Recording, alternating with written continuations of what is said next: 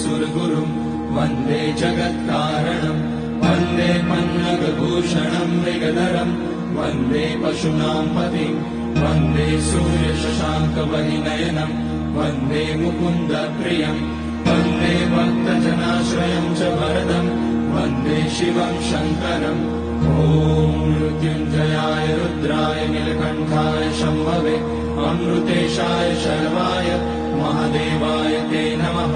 नमस्तेऽस्तु भगवन् विश्वेश्वराय महादेवाय त्र्यम्बकाय त्रिपुरान्तकाय त्रिकाग्निकालाय कालाग्निरुद्राय नीलकण्ठाय मृत्युञ्जयाय सर्वेश्वराय सदाशिवाय श्रीमान् महादेवाय नमः।